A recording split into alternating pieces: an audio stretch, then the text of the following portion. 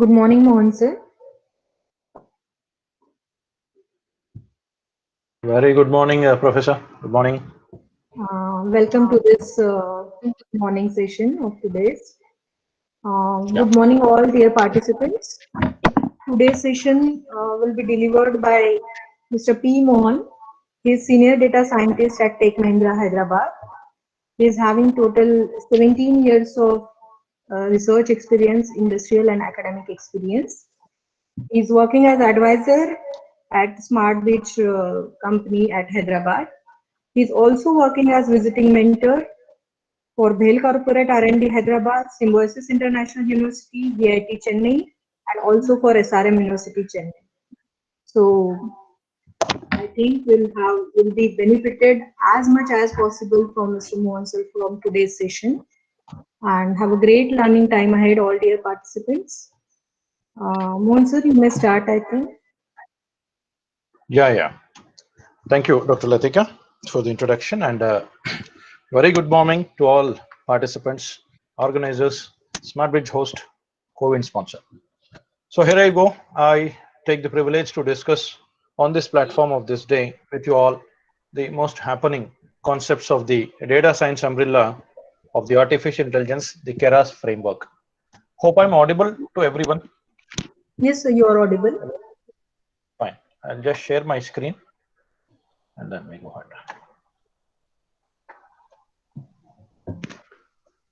ahead. Can you see my presentation, participants? Hope you all can see the presentation. Yes, sir, it is visible. Right, here we go on slide. Keras, one of the most happening buzzword in industrial artificial intelligence as the AI framework. Normally, whenever we discuss in the concepts of voluminous data processing with analytics, we hear two things. One is machine learning. One is the primer, that is artificial intelligence. ML is actually a subset of AI, while these two come under the umbrella of data sciences. Especially speaking AI, neural networks in these days have gained a lot of priority importance in order to handle problems related to supervised and unsupervised learning phenomenon. But how to actually construct an effective and efficient neural network that acts on complex data scenarios of the real world is now being explained and demonstrated technically in this session with the Keras framework. Before we go into Keras framework, participants, one must understand a ground concept called deep learning.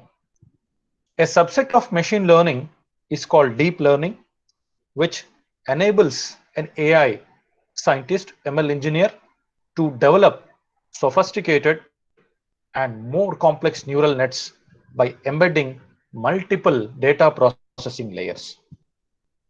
So today, deep learning has got the prior importance in expert application system development that can handle many complex tasks in the real world, like text recognition, speech recognition, and many other image pattern recognition processings.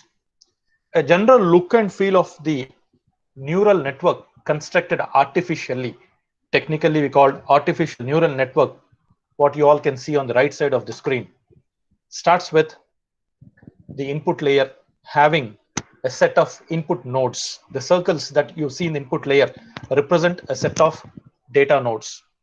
Each node carries some data item associated with it and certain weights. Weights are nothing but the values associated with the data item. Such input data nodes and their weights are combined and are forwarded to the next layer or level of processing, which usually is a hidden layer.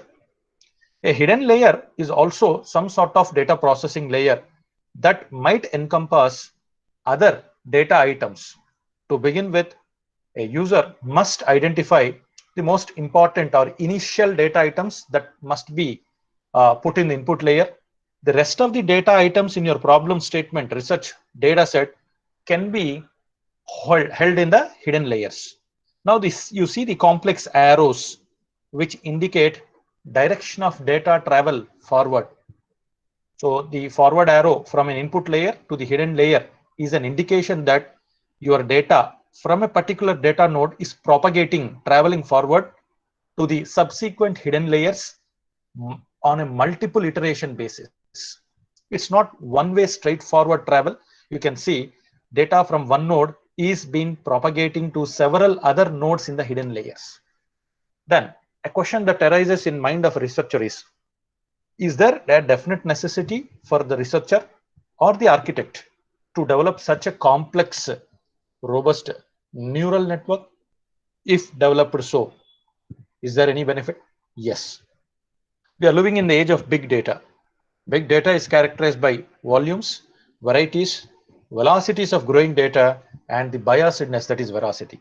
In order to extract meaningful patterns and insights from this complex data, there must be a system which is capable of churning the data, analyzing the data from multiple dimensions.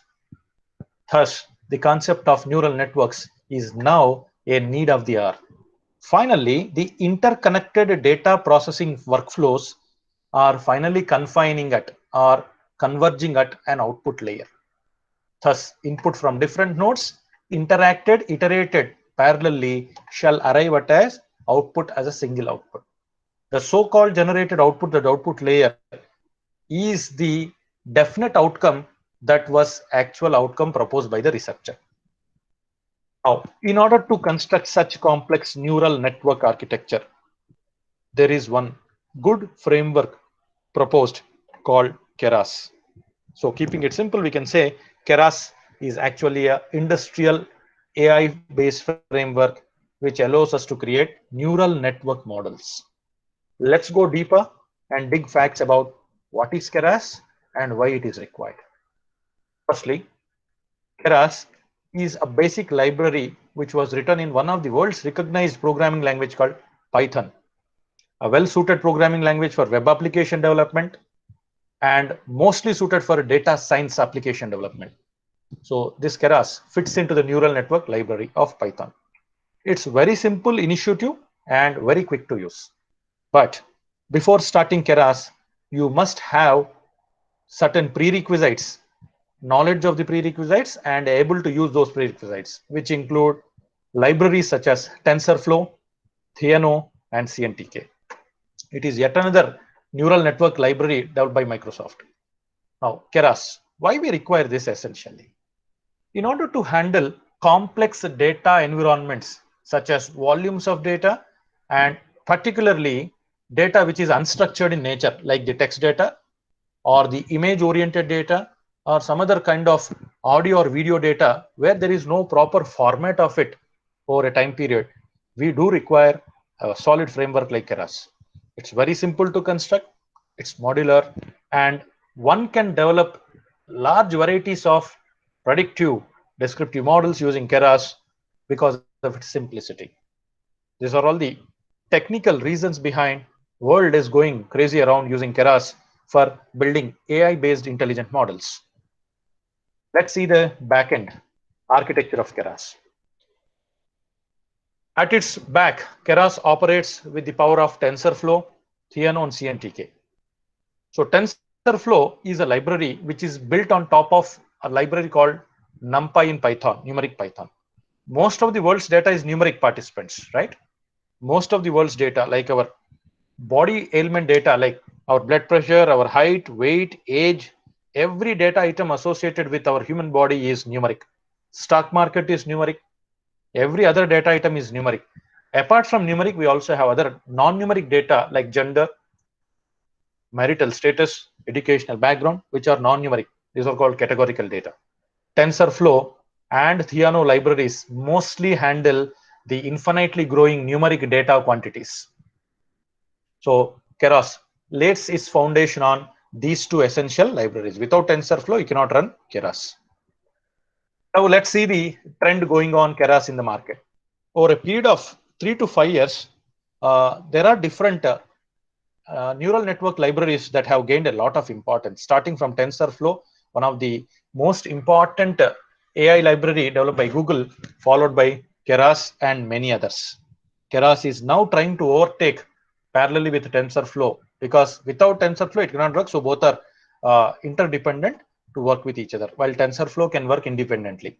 Apart from this, we have other growing libraries like PyTorch or Torch Cafe. Many others are coming in the pipeline to build robust AI neural network powered predictive models. When to use Keras? There are two situations if you're a researcher, if you want to use Keras for your predictive modeling.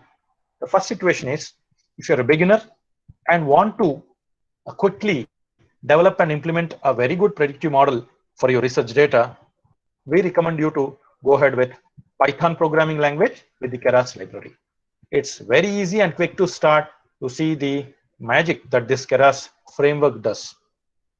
If you want to do a fundamental research in deep learning, if you are a bit advanced learner and know the in and out of the machine learning and fundamentals of AI and want to take one step ahead with the deep learning, then you are most welcome to experience the power of Python with the TensorFlow and PyTorch.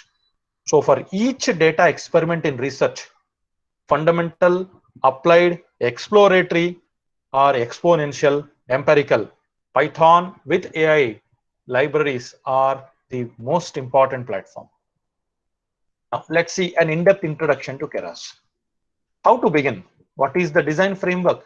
How to start constructing Keras-based AI neural net? It's all simple. Have a handful of data inputs with you and know the definite output what you want to generate. For example, let me give a scenario. A company wants to increase the sale value for the next coming quarter. In order to increase the sale value, their inputs available in the research problem are unit price of the product, quantity to be sold, region to be selected for selling the product, and the sales persona demographics. So these are all the different inputs that the company wants to look in order to achieve an outcome called highest sale or marginal sale. Supply those inputs to your neural net. Let the inputs collaborate with each other, coexist, work in combinations, and let the neural net identify the best combination at which the goal, that is, the best sale, can be achieved.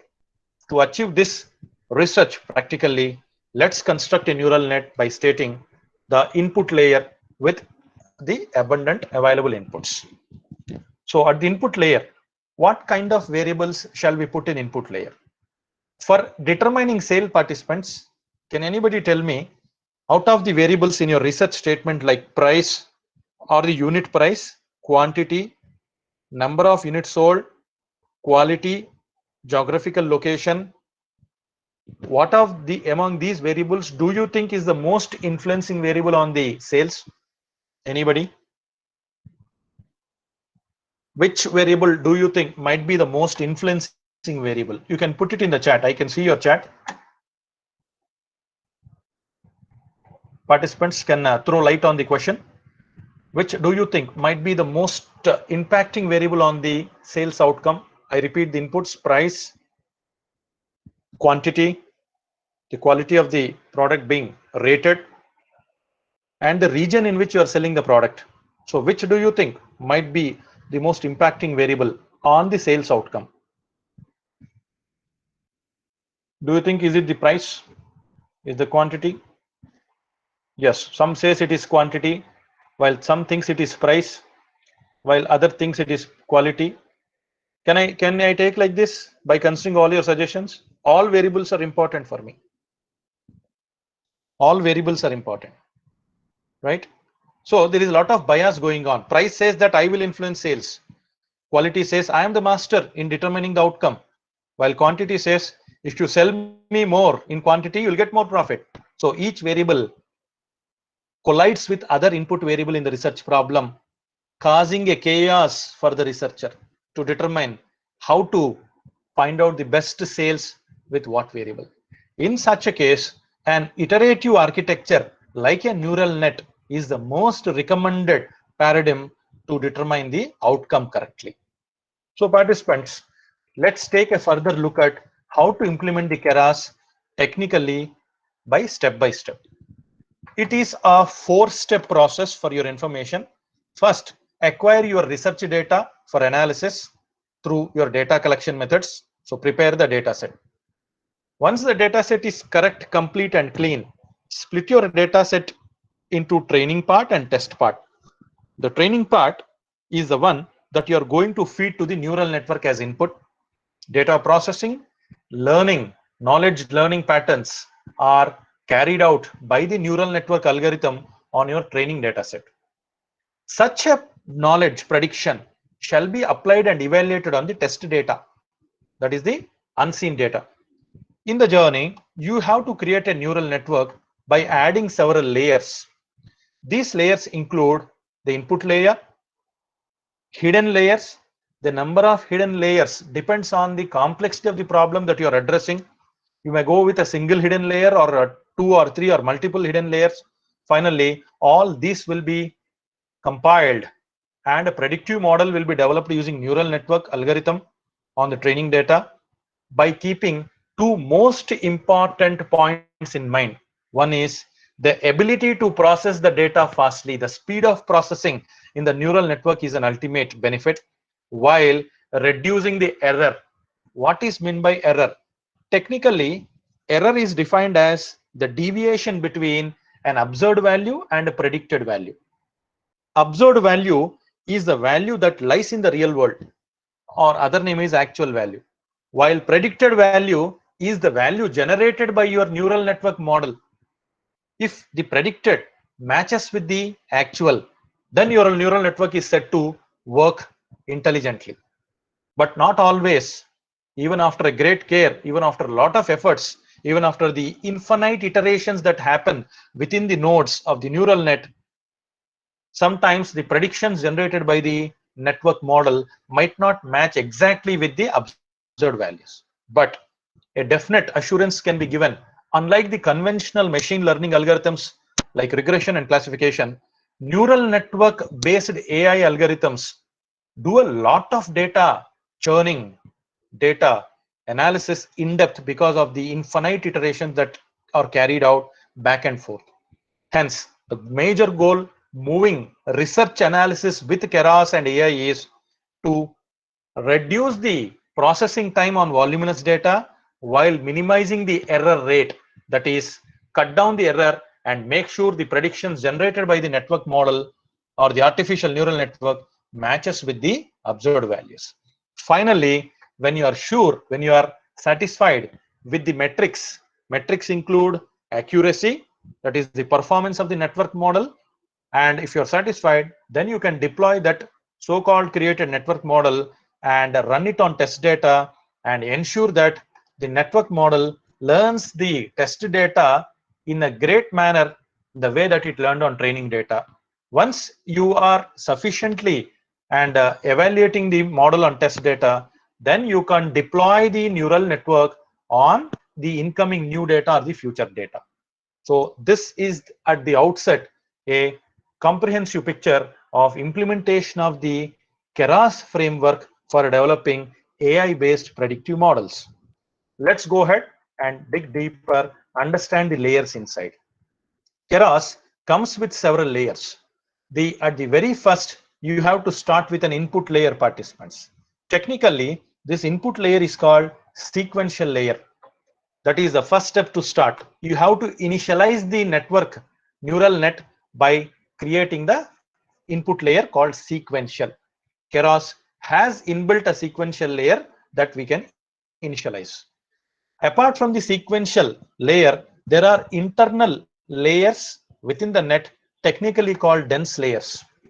This layer, as the name says dense, it lies hidden inside the network, accommodating lot of data nodes within it for further iteration. Apart from the dense layer, we next have the most important layer called the convolution layer. Especially when your research problem is dealing with data such as imagery or a video based data, where there are some frames of images associated in your problem statement, it becomes a challenge for the algorithm to identify the patterns. Why? Because as we all know in the real world, images vary in their width, height, and colorification. Take a small image of any real world object. Capture that image in different angles, dimensions from your mobile phone camera.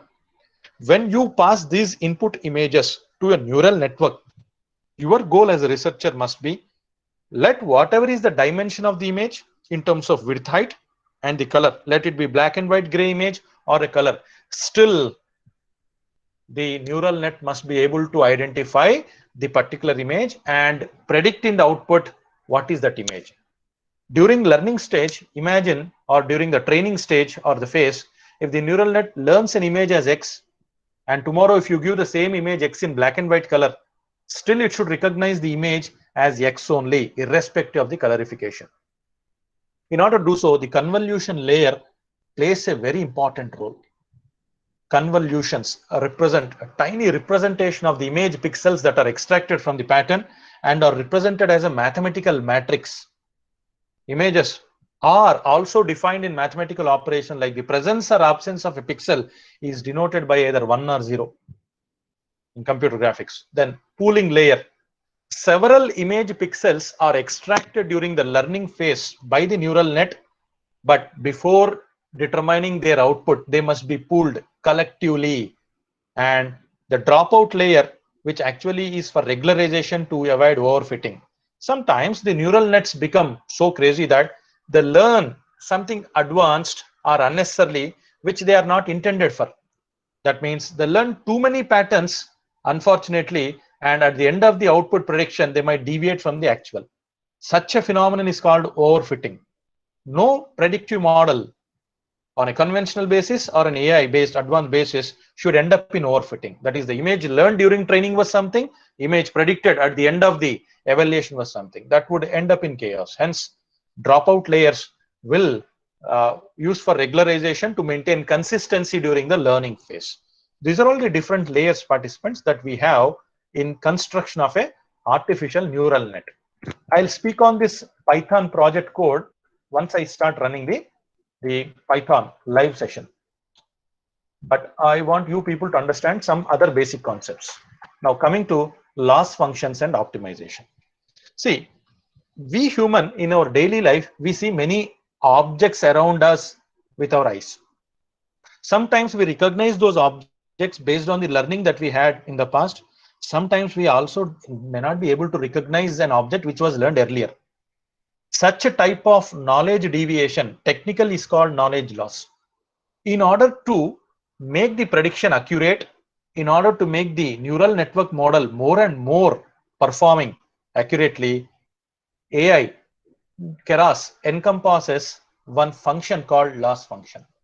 The loss function's responsibility is at each iteration. Iteration means one data node being propagated forward for iteration with other data node in the hidden layer. So data propagates back and forth from input layer to hidden layer to output. But before finally reaching the output, if the neural net determines any deviation in the pattern, it back propagates that. Technically, that is called error. That deviation, abnormality, anomaly is called error, which is taken care by this loss function. The loss function tries to minimize the error deviation at each iteration, keeping it more accurate prediction at the end of the output. Thus, but if each time the error is propagated backward, participants, don't you think the processing time increases in an artificial neural network? What do you say? Respond with yes or no in the chat. If each time during our voluminous data processing analysis, if each time the loss function is catching our error and again routing it back to the input node, don't you think the processing load is increasing? Isn't it or not? So the processing time. But the goal of neural net is reduce the error, maintain the quality prediction at an optimized price. That is, keep an eye on processing also. So that means we need an optimization algorithm also. The optimization algorithm employed in the neural network by the AI developer tries to cut down this processing time in back propagating the error and reinventing the wheel. Now, activation function. Several functions need to be understood before we go ahead into the modeling activity. An activation function is responsible to actually transmit the data forward from the input to the hidden layer, process the data and converts that into an output. Several activation functions are available in the Keras framework, namely the ReLU, rectified linear unit, or tan hyperbolic function or identity function. The most widely used activation function that ignites the data propagation and controls it is the ReLU function, rectified linear unit, which is the most important function to identify whether the prediction being generated by the model lies in line with the actual value or not. Activation functions can be represented like this. The most preferred activation function from input to hidden is the ReLU layer. Apart from this, you can use the tanh, but the preferred activation function from hidden layers to output layer is sigmoid. Why we are using a sigmoid function?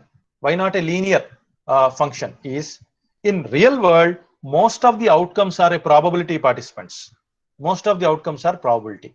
For example, in the scenario discussed, the sales, either the sales might increase in the next quarter or sales might decrease in the next quarter. So what is the outcome? Sales lie in the range of success or failure. Probability is measured 0 and 1. Hence, every outcome is measured statistically as described by the eminent statistician Bayes as probabilistic outcome only. Hence, the preferred activation function in a neural network to converge the output from a set of hidden layers and input layer is technically chosen as sigmoid, the shaped curve, which defines the probability between 0 and 1 only. Profit. I'll just pose a question to you participants. Do you think profit of a business will be affected by the investments made in the business? Do you think profits lie in relation to the investments? Is there a relationship, you say? As a researcher, imagine you want to study the profit being generated against a certain investment, right? So if I think I make a huge investment, can I get huge profit? It's a common sense question. If I invest a huge, okay, Dr. Rajesh Tiwari says, no, not possible, sir. Hence, what when we conclude, not always huge investments will turn into huge profits. Sometimes least investments turn into huge profits also, surprisingly. Hence, the outcome profit is not a value actually. It's a scenario. It's a situation, I say. In order to model real world scenarios, probabilistic representations are essential. Profit lies between a success and failure situation only. That's why the outcome is modeled as a sigmoid function. Apart from this, participants, we also discussed about error and loss function, and let's see the back propagation, which is the most important technical understanding in AI network. As I said, each data node is associated with some initial weights. That is the characteristics of the data item. Our goal is feed the neural network with the data and associated weight, and then trigger the neural network for data processing. In the journey, the hidden layers and other layers try to generate predictions. Sometimes predictions might be errors. Here, I am projecting the errors on y-axis, original weights on x-axis. Hence, the neural network's learning rate should be described as what? It should start from the high error rate, and in each iteration, it should reduce the error rate as you are seeing on the screen. The blue color curve decrementing from an erroneous prediction to an accurate prediction must increase. Finally, it must stop at that prediction which is 100% accurate. But there is no neural network in the world that can predict 100% accurate, I say, because it's not only the algorithm, participants, that does the magic, it's the underlying data that does the real magic. Hence, sometimes the learning rate might go into a negative phase where the neural network might learn the wrong predictions. In order to cut down the wrong prediction, we have to establish a gradient. Gradient is the limit which allows a neural network to understand that beyond that gradient, if I go further, then I'm going to generate wrong predictions. Hence, our goal is to minimize this gradient. As you see, the arrows coming downwards, and minimize that error by putting a global cost minimum function and keep the prediction match with the actual weight. Such a method is called the back propagation. Neural nets are actually designed by AI scientists to forward propagate the data processing and catch hold of the error and back propagate the error vice versa until prediction generated by the model matches with the actual weight of the data. So as long as this thing is done, so one cycle of forward propagation and backward propagation together is technically called epoch, EPOCH. One forward cycle plus one backward cycle accomplishing the learning rate of the neural net is technically defined as epoch. So with this minimum concept, now I will take you all with the hands-on session participants. I am launching my workbench platform called the Anaconda Jupyter Workbench to run the hands-on on a practical application. So let me just go ahead and open my Python program, which I've designed earlier. So today I'm using the Theano and TensorFlow backed Keras framework to advocate the application of Keras framework on a banking industrial segment to determine whether customers of a bank actually leave the bank or churn away from the bank for a certain reason. Participants, can you see my Anaconda Python platform? Please confirm, sir. Anybody? Is it visible? Organizers, can you see my screen? Yes, okay, sir. fine. So this program, on behalf of SmartBridge, you will receive this program at the end, and I advise all the participants to go through this workflow at the end. There are many ways to actually run the analysis. You can go online on a cloud with a Google Colab, or you can work on IBM Cloud. Many ways are there, but the best method is code it as a conventional developer. The first prerequisite is you have to install the basic libraries like Theano, TensorFlow, as I discussed in my presentation, to initiate Keras. The command is pip install all the libraries one by one. When you run this command, participants, you must be connected to internet. So the libraries will be downloaded essentially from the Python developer community. Then I have already installed it to save my time. Now to begin with, the very basic data pre-processing libraries include the NumPy for handling numeric data in a research problem statement, Matplotlib for data visualization, Pandas library for data manipulation. So I just run these libraries. I just click run button. So the processing is done. Now I would like to show to my Anaconda Python tool about my data set.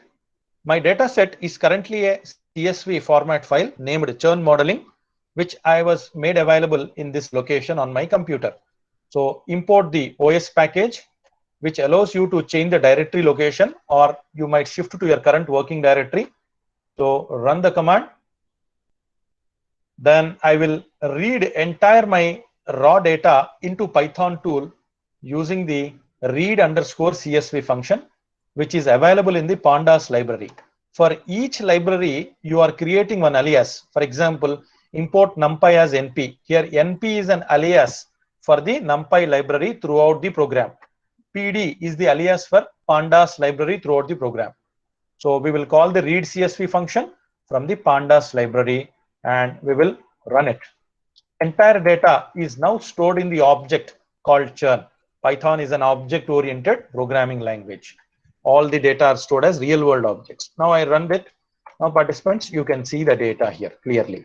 The data set includes research constructs like customer ID, surname of the customer, credit score. As you know, financial institutions are awarding the credit score to all our customers, geographical location in which the customer is living in, the gender of the customer, age in years, the tenure of the customer's loan that he or she might have opted, account balance, number of products the customer is having with the bank. Likewise, many others are there. And finally, if you can see, we have a variable called exited. What is this variable exited means is whether customer leaves the bank for a reason. Here, if you see, the values are denoted as 1 and 0. The value 1 indicates that customer has exited the bank, while the value 0 denotes that customer did not exit the bank. Nowadays, in the banking industry, it is a well-known fact that banks are offering credit-based loans. different types of loans are being offered. Don't you think, participants, offering a loan to a customer, is it a opportunity for the bank or risk to the bank? What do you say? If banks offer loans to us, we customers, are they taking risk with us or opportunity with us? You can type your answers in the chat. If you are a banker, if you give a loan to your customer, are you taking an opportunity or a risk? I'm asking. Opportunity. Okay. Good. Both. Good. So actually every bank offers loan by thinking it as an opportunity to both customer as the bank, because they earn some rate of interest. But today the customer base is so wild that they claim to get the loan granted or sanctioned, but once it is done, they don't show the same behavior. They try to abscond, escape, withdraw, and run away from repaying the loans. Many cases in history has proved this. Now, don't you think such opportunity is turning into risk for the banking industry? Prevention is better than cure, participants. We cannot determine initially which customer is the real valued customer and which customer will end up in a fraud. Hence, banks must be very careful. Insurance companies must be very careful in claim clearances to avoid the loss of damage.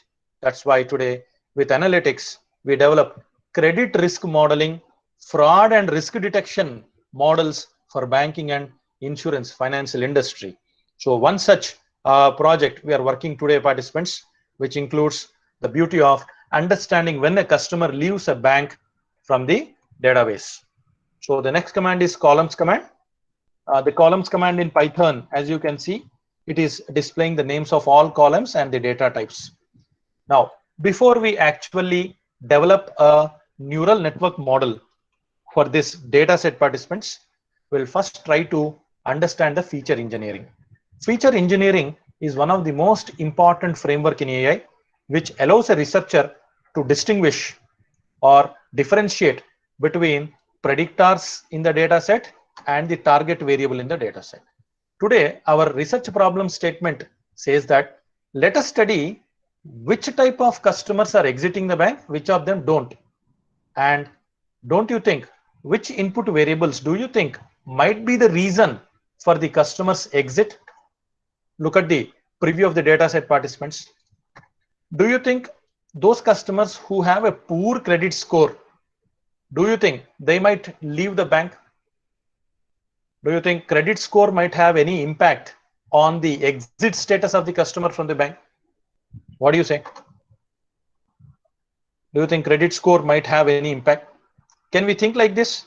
Those customers who have high credit score with us in our banking database are most eligible to take a loan. Can we think like that? Those customers who have the highest credit score might be the eligible customers to avail the loan opportunity with us. What is your thought? No. Why, Dr. Rajesh? Why do you think that it's not no? Can you justify? Professor. Others also, please be interactive. My question to all of you is, if I have a very good credit score with your bank, do you think I'm a prospective customer for you? One of the participants replied, no. If you think that I'm prospective, and if I take a loan from you, but never repay or doesn't repay promptly, are you ending up in a risk with me or not? Obviously. At the same time, another question to the participants. If I have a very low or poor credit score, will you reject my loan application, participants? As a banker? No. Why? Anybody? Good. Now the responses have increased. So there is no thumb rule that in banking industry, people with low credit score are undefined for a loan application. No, there might be people with low credit score who are still repaying the EMIs, installments properly, right?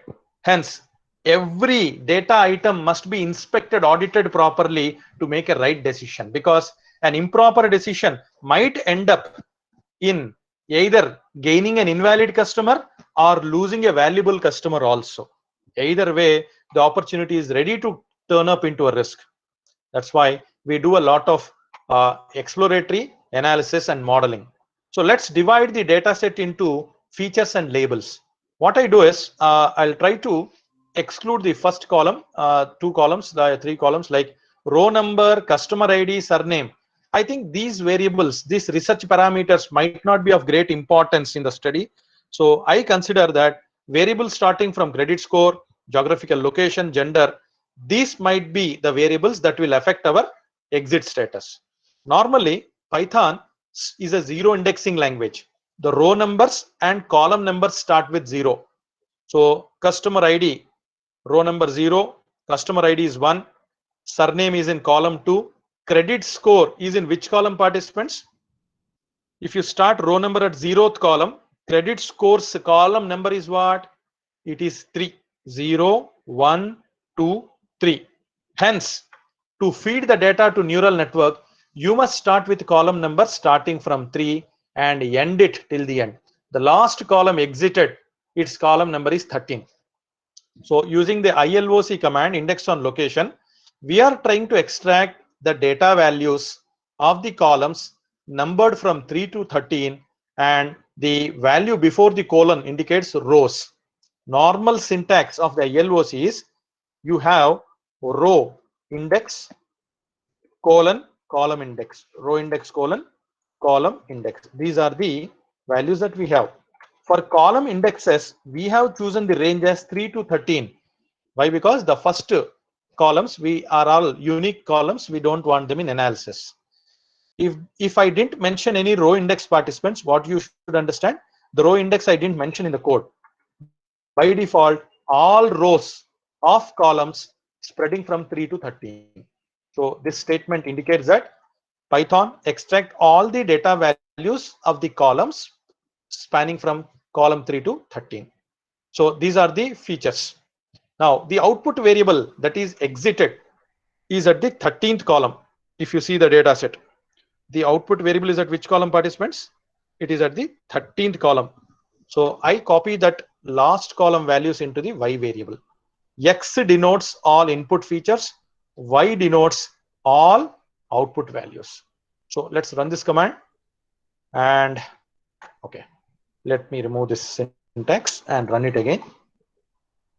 Done. Let's check run X. Now X is a NumPy array. Actually, raw data, when we import it into Python, it is called data frame. Such a data frame, when we have done feature engineering with ILOC command, it has been converted into NumPy array. A NumPy array is technically a data structure which can accommodate volumes of numbers of data. So preferred data processing structure for big data or real world data is a NumPy array. Similarly, if you see Y is also a NumPy array. What does this 1 and 0 indicates, participants? 1 and 0 indicates whether a customer has exited the bank, or 0 whether customer did not exit the bank. Right. Hope all of you understood till here. Dr. Latika, you want any break for the participants? Let me know. Coordinators. Hello. Is there no one there in the back end? Dr. Latika, coordinator. Hello, yes, Professor. Hello. Yeah. Yeah, Want yes, me to Mr. break? Mohan. You Okay, want me to fine. We break can for? have a 10 minutes virtual coffee break, and then we can. Yeah. Sure. So, Participants, you can have 10-minute break. yeah. So, Mr. Mohan, the lecture is going great. Like, I'm also listening here. So, I think you'll be continuing the same. Yes.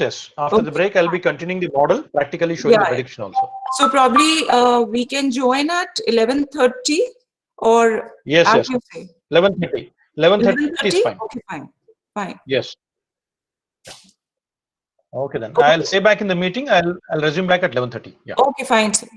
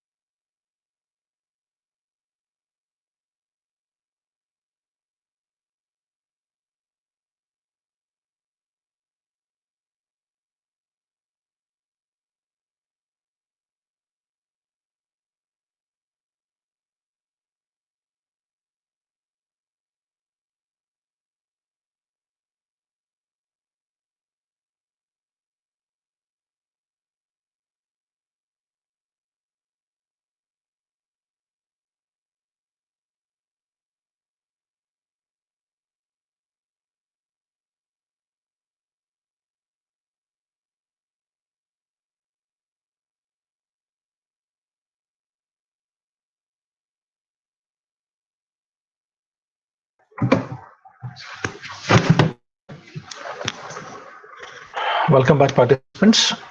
Hope I'm audible. Yeah, you're audible, Mr. Mohan. Yeah, thank you. So I think Here we we can, go. yes. Yeah, we'll start. Let's share my screen. Yes, here I go. Can you all see the Python code again? Is it clear? Visible, I think. Right. So in our last subsequent session, we just had brought in a light on the customer prediction from a banking firm.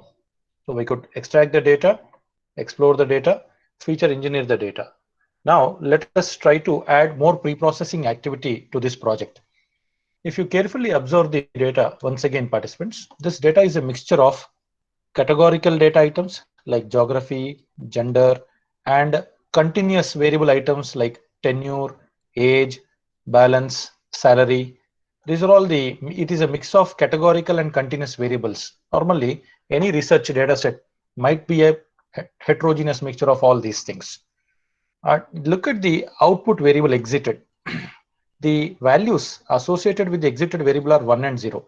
Actually, to we human, this is a number, but this is not a number actually. This represents a category. Category value 1 represents those customers who have exited the bank. Category 0 represents those customers who did not exit the bank. So let's do some another pre-processing. Python comes up with one of the phenomenal library called scikit-learn, shortly sklearn, which has got the pre-processing class inside it, which encompasses two great methods called label encoder and one-hot encoder. The label encoder and one-hot encoder tries to identify the categorical data variables such as geography, gender, and transforms these data values into numeric specifications. Why we have to convert the data categorical items into numerical representations is the machine learning algorithms, AI algorithms, or computer processing systems can only understand the numbers, not the categorical data. Hence, this data transformation, technically called data recoding. Other analytical softwares of research like SPSS, Excel, MS Excel, call this technique as data recoding. In Python, we call it as data encoding. Encoding is a process of converting the underground categorical data items into numeric. How to achieve that? Import label encoder and one-hot encoder. Label encoder will automatically assign or try to read the labels associated with a research construct. For example, parameter geography in the problem statement has certain labels such as France, Spain, Germany, and so on. Similarly, the parameter gender has certain labels such as female and male. Label encoder tries to understand these different data categories associated with a variable, while one-hot encoder tries to automatically assign numerical values to these labels. For example, one-hot encoder might assign a value 0 to France, a value 1 to Spain, a value 2 to Germany. This encoding is automatic as in and in the hands of the algorithm, the encoder algorithm. Similarly, the value female is assigned the value 1, value male is assigned 2. Why? Because alphabetically the letter F comes first and alphabetically the letter M comes next. So the order of encoding depends on the alphabetical order of the categorical item.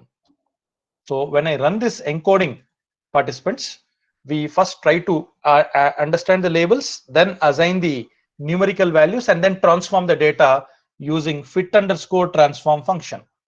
Here, if you see, the code is talking about X variable only. In our earlier session, I briefed you all the variable X represents what data items in the data set. They are all the input columns, the predictors, while the variable or the object Y denotes which column? The output column. Hence, all input columns which are categorical in nature shall be encoded into numerics by one-hot encoder. Mostly the columns such as geography and gender are encoded. if I remove the first three columns, participants, like which I have highlighted, first column becomes credit score, second column becomes geography. The index position of the first column, as I told, Python is a zero indexing language. The credit scores index number is 0, geography columns index number is 1, gender columns index number is 2. Hence, which column indices you must pass to the one-hot encoder function? It is column number 1, column number 2. Please keep in mind the first three columns have been excluded from analysis because they are unique columns. Hence, if you see the code for the one-hot encoder, we are passing column number 1 from the object X, which denotes the geography column. Column number 2, which denotes the gender. But you might ask me, what if there are many categorical columns in the data set? Should we pass each and every column number? Not required, participants. You must have the knowledge of programming. You can use a for loop, interactive for loop, that travels from one column to other column and checks whether it is categorical in nature using the type function in Python. If the type function matches with category, automatically such column will be selected by one-hot encoder and will be encoded. That's the power of programming. Now let's run this code. One-hot encoder is running in the background. You can see an asterisk mark denotes processing is going on in the background by Python. Done. Now you see the NumPy array. The first column represents credit score of the customer, and you see instead of France, Spain, Germany, could you notice the numerical values are now appearing? 0 indicating France, 1 indicating Germany, 2 indicating Japan, like that all the region names. Similarly, you can see 0 for female and 1 for male. Now our data is completely numeric and transformed and is ready to go forward for analysis and predictive modeling. Right. Then the next step is, let us try to encode the data to pass a column number to create dummy variables.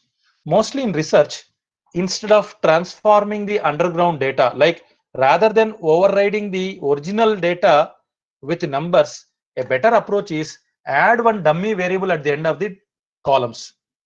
So geography, which originally is a categorical variable, shall from here on be called as geography recoded. And you can see the recoding values appearing at the end. So that is another way. Most preferred way is, rather than changing the underground data, let us add some additional variable if required, but that's not a mandate. Let us split the data into two parts, that is training and test. X represents all predictors, while Y represents the target variable. We divide our data into two parts, the training portion and the test portion. X train represents a set of all input variables. Like when I run xtrain, you can all see that. Credit score, geographical region, gender, account balance, so on. Whereas the Y train, if I run Y train represents what? The exit status of the customer. But how was the split done? We have split the data, raw data, into 80% for training data set and 20% for test data set. So how we have done that? We will give the attribute name as test size is equal to 0.2. This notation is an indication to Python that it should divide the X and Y components in such a way that X shall be divided into two parts, namely X train and X test. Y shall be divided into two parts, namely Y train and Y test, with the composition as 80-20. Now we have successfully divided our data into training and test as per the machine learning AI framework. Now, before passing the data further to the AI Keras neural network, another pre-processing activity is called scaling or normalization. Do temperatures vary every day in a week, participants? We all know this fact, right? Temperatures vary. We all know that. When we plot those temperature values in a graph, do you think will it be a linear graph or a curvy linear pattern? Will it be a curve or a straight line, participants? When we plot daily temperatures for a week on a graph, what do you say? When we plot those values, shall we see a straight line increasing format temperatures every day, or they rise and fall? Think about it. Stock market values, will they be in a linear fashion, straight line fashion, or will they be curvy linear, that is rise and fall? Most of the real world data is never linear. It is a curvy linear pattern. Values rise and fall, rise and fall. Our human heartbeat rates rise and fall with the systole and diastole movements. Most of the real world behavior is rise and fall. Unstructuredness lies there. Now, let us, if we give that rise and fall value, raw data pattern to a neural network, it might learn those patterns rise and fall, but when you ask it to predict what shall be the tomorrow's temperature, do you think the model will predict the tomorrow's temperature exactly 100% correct based on the rise and fall in the past? Do you think can it predict? It might predict, but that prediction may not be accurate. Why? Fuel prices are changing, rising and falling every day. We know that fact. After observing 1 week fuel prices at a fuel station, participants, can you tell the fuel price on the 8th day at the fuel station? Do you think practically it is easy to tell the exact price of the fuel on the 8th day after observing past 7 days prices of the fuel like petrol and diesel? Do you think it is easy? It may not. Why?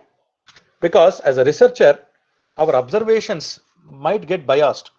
Monday, the price of petrol was very high. Tuesday, the price of petrol was very low. Wednesday, it rose again. Thursday, it was moderate. After observing 4 days, if I ask you what shall be the price of petrol on Friday, can you predict it? Unstructured, non-linear data are not easy to analyze or model. Hence, we must standardize the data. In standardization, what we do is we convert the data into some standard form. I'll just open my notepad, try to understand it. Participants, can you all see my notepad? Everybody? Hope the notepad is visible, sir. Right. So let me take some random data. 25, 10, 35, 45. So imagine these are the prices of a product on 5 different days. Now, after observing this pattern, participants, try to make a guess. What shall be the price on the 6th day? Anybody? These are the prices on 5 different days of a product X. What shall be the product price on the 6th day? I'm asking.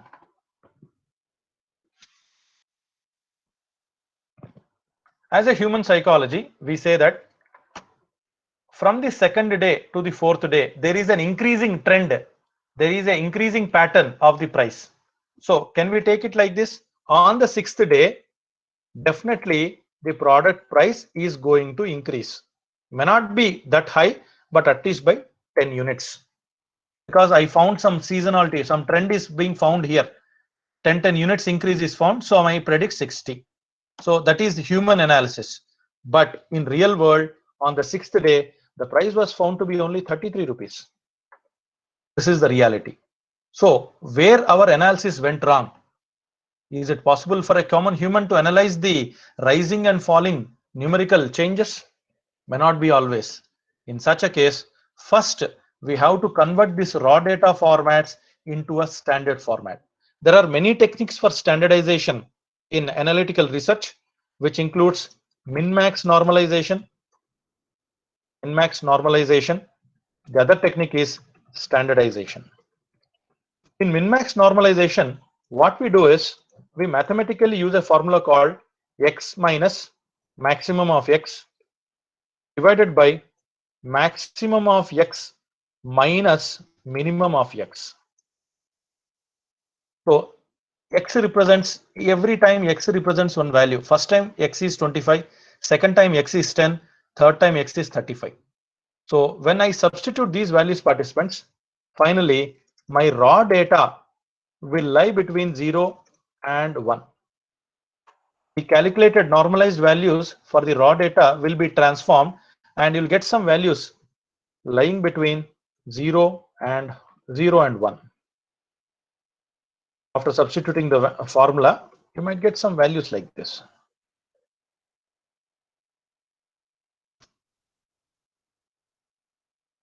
something like this, which are all lying between 0 and 1.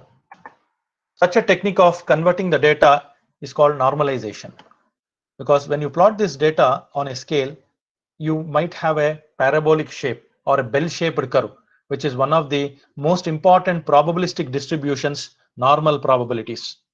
Similarly, another technique for normalizing the data is called standardization, or other name for this is Z-score standardization. In order to do Z-score standardization, first you have to calculate mean of X, then you have to calculate standard deviation of X. Here X represents what, participants? X represents the values, the 5-day product prices. Then Z-score will be calculated as X minus mean of X divided by standard deviation of X. Standard deviation of X.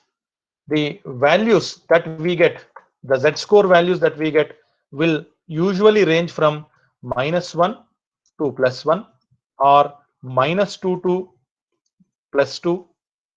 The Z-scores which are calculated with that formula for the raw data usually will lie in this range. These are the permissible ranges for the Z-scores. So when values lie in these ranges, when you plot those data, you will get a bell-shaped curve. Hence, raw data must be first standardized. Same thing we are doing here. For this project, we are using the Z-score standardization.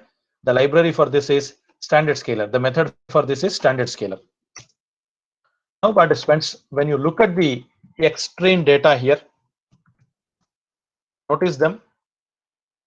This is an uppercase. Python is a case-sensitive language. Now notice, are you seeing decimal values fitting between -1 and +1? Everybody notice? Earlier, when I run X-train, participants, raw data, this is the raw data we partition. Now when I transformed with standard scaler, the new X-train values are fitting between -1 and +1. So all values are now transformed into a standard format. Now it is time, without any further delay, to implement the Keras framework.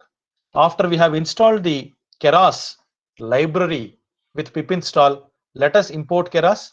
The first step in Keras is start input layer. How will you add input layer? You mention the input layer as sequential layer. So sequential module indicates Python that it should initialize the neural network with input layer. After the input layer, you can add any number of hidden layers. Hidden layers are indicated by dense module. Hence, in my project, I am starting one input layer and I am adding one dense layer first. So run the libraries, all the import commands. So the sequential layer is being created. Dense layer is being created in the backend. My goal of the project here is we would like to build a classification model. Why we are picking a classification model for the project? As the data speaks what? We are interested as a researcher today in determining whether a customer will exit the bank or not. So the two possible outcomes, what are the probabilities? 1 indicates customer will exit the bank, 0 indicates customer will not exit. So this is a classification problem, participants. As the output is categorical in nature, we identify that problem belongs to classification. Now I am building a classifier neural network model with the name classifier and initialize it to which layer? Input layer is denoted by the sequential node. So I'll run the sequential command. After the input layer is created, in my neural network called classifier, I'll try to add dense layers initially with 6 units. What is this parameter? Units equal to 6 means I will randomly pick, my neural network will pick 6 random variables by itself. Now let's have a debate. If I ask you, which variables do you think, participants, are the important variables in the data set which will decide whether a customer will exit or not? Look at the data carefully. Which variables do you think are responsible for determining that customers will exit from the bank? Customers will leave the bank. You can type them in the chat. See the screen and type them in the chat. I'll come back to the Google Meet chat window very soon. Do you think credit score will affect the exit status? geographical region of the customer will affect the exit status, gender or age or account balance is responsible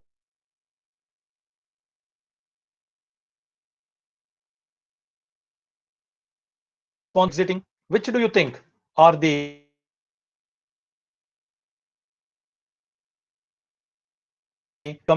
either true or false? Just pick up. She believes in credit score and age. What about other participants? Come on. Age balance also. Very good. Very good. So somebody believes that it is account balance. Good. Normally, if you see customers, participants, if you see, most of the bank customers don't manage their account balance. Nowadays, banks are intimating SMS that if you don't maintain minimum balance, we will terminate your account. Your account will become dormant, dead. So balance can also be one of the parameter. Likewise, think again, see the data set. Which variables do you think are responsible for the exit status? So this is a very typical question. To me, as a layman researcher, shall we take all variables will affect the exit status? Think for a while and answer. Shall we take all variables that are responsible for causing the customer to exit? We may not know, but we can strongly believe that sometimes all variables might be the reason for exit, whereas sometimes some of the variables are highly responsible for exit status. So instead of we getting biased, we will leave this job to the neural network only. The neural network will randomly pick 6 variables at the first hidden layer with a uniform equal importance to all the variables. And the activation function we are using is a ReLU, rectification linear unit or rectified linear unit, which will catch the error. Error means the deviation in prediction back propagated with starting from input dimensions as 11. So total 11 variables are picked at random and 6 are iterated in the initial dense layer. So let's run this code. First hidden layer is added, participants. Likewise, I will continue by adding another hidden layer. So how to add a hidden layer? Add command followed by the dense module. Continue with the other 6 variables. Selection of the variables. Researcher is not bothered here. Variable selection is taken care by the neural network model only. It randomly picks by itself. Finally, I am adding one output layer. Whenever you are adding output layer, your activation function must be a sigmoid. That means the outcome must be measured either as 0 or 1 for this problem statement. See that output must be either 0 means customer did not exit, 1 means customer exited. So our output should be either true or false. 0 means false, 1 means true. So let's pick up the sigmoid function. Now, the next step in the neural network is add an optimization function. Why optimization function is required, as I told? To keep the speed of processing, to make the neural network run very faster, we have to add an optimization function. Many optimizers are available, participants. I'm going back to my presentation. Hope all of you can see the presentation again. Optimization functions used in neural network models include either a gradient descent, already explained what is gradient, the ability, the boundary set by the modeler to reduce the error rate to keep it low is the gradient descent. ADA-grade is another optimization method, while the most widely used optimization function in many AI models is called ADAM, adaptive movement estimation. As the name says, adaptive. It allows a neural network model to learn the predictions at different time rates and learning rates. As the neural network model learns an error or learns a prediction correctly, it tries to cut down. You can also use gradient descent to further reduce the error rate. But the most preferred one is ADAM because it really works for larger volumes of data with faster data processing. So I choose ADAM as my optimization and the loss function. Loss functions are also categorized in different ways. If you are using a binary classification problem, binary means output can be either true or false, 0 or 1, yes or no, pass or fail. Like that, if your outcome is 2 categories, you can define the loss function as binary cross entropy. On the other hand, if your output is non-binary, that is more than 3 outcomes, such as yes, no, can't say. Sometimes can't say is also another category, right? So whenever it is more than two categories, that is multi-class classification problem, then you have to choose your loss function as categorical cross entropy. These are for the classification problems. If you are doing a regression problem, participants, where your output is a numerical outcome, then you have to choose the mean square error, that is regression, as your loss function. Because the problem is a binary classification problem, I am choosing binary cross entropy. And we are interested to calculate the metric as we want to measure the accuracy of the neural network model. So these are all the inputs to the compile function. Now we are going to fit our neural network model on which data? Training data. Xtrain represents all input variables. Ytrain represents the output variable. In our case, it is exited. We will run the data as a batch processing where 10 records at a time, 10 observations from the raw data or the training data will be given to the neural network model, and each 10 rows will be iterated in how many epochs? Epochs value, you can start with less epochs initially. As in the number of epochs are increasing, the accuracy of the model increases. For a demonstration, I am taking 10 epochs. The word epoch means one forward propagation from input to output and one backward propagation back to input whenever there is an error. Likewise, how many back and forth propagations we are taking, participants? 10 epochs. Let's run this. Now the epochs are running. If any error is there, that won't start. Let me just check it. We have done the compilation and Xtrain, Ytrain. So what it is saying? So running inside this thing. Okay. Yeah, we need to reshape it. We need to reshape the data. So let me add one more code snippet here. X_train. So we must be transforming the data to before it gets fit to the model is equal to X_train dot reshape. This is nothing but like your matrix multiplication. When you want to multiply two matrices, they should be of the same order. X_train dot reshape. Okay, values dot reshape. Values dot reshape. -1, 1. So we want to map it on a column row format basis. Let's reshape it. Now let's see. Run it. So it is please provide the data which shares the first dimension. Okay. The first dimension is a row. So let's make it 1, -1. And let's see. This reshape, if not done, the model will not work. Xtrain equal to values dot reshape. When if reshape doesn't work, let's do value. NumPy object doesn't have value. Not reshape 1, -1. Okay. The epochs must run actually, and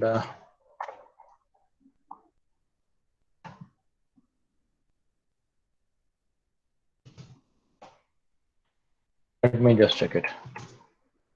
What it is saying, please provide data cardinality is ambiguous, sizes are different. Okay, please provide the data which shares the first dimension. Train dot reshape. Okay, fine. Anyway, the epochs take some time to run, participants. Once this is run, our job is the neural network model will be developed, and we want to predict using the neural network classifier on test data.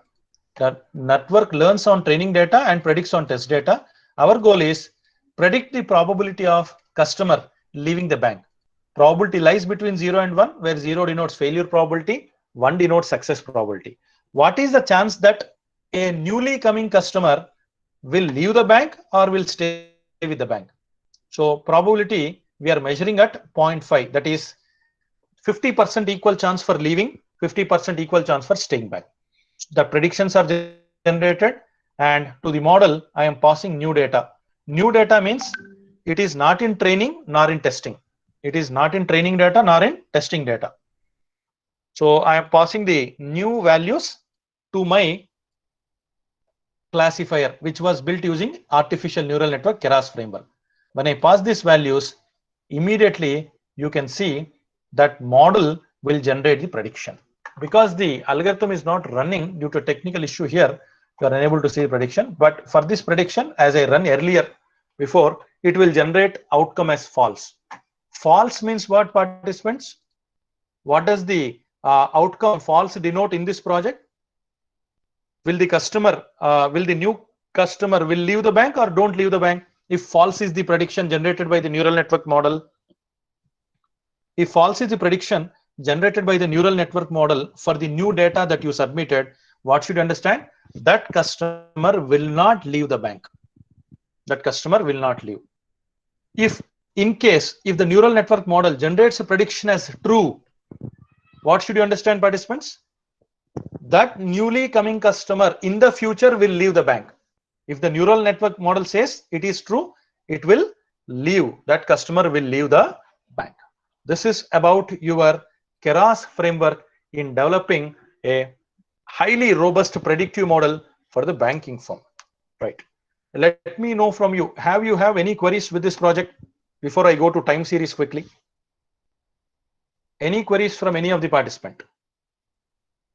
So we have discussed the framework, essential layers in the framework, how to pre-process the data, submit the data to neural network, then run the nets, then try to apply the neural network model on testing data, generate prediction, pass the new data to the model, and learn the prediction.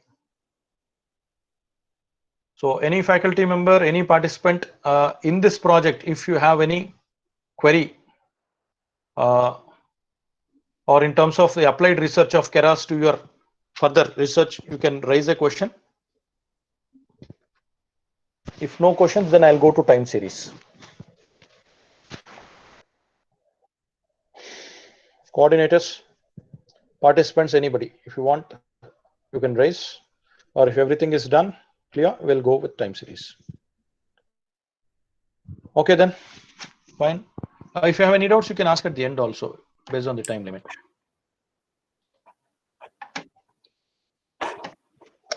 Go ahead, and then my next concept in discussion, time series. For the time series, I'm using another project here. That project was also shared to you probably by SmartBridge, I think. Time series modeling. In real world participants, most of the data keeps fluctuating, varying with respect to time parameter. Stock market values, opening balance and closing balance fluctuate with time. Human heart rate fluctuates with time.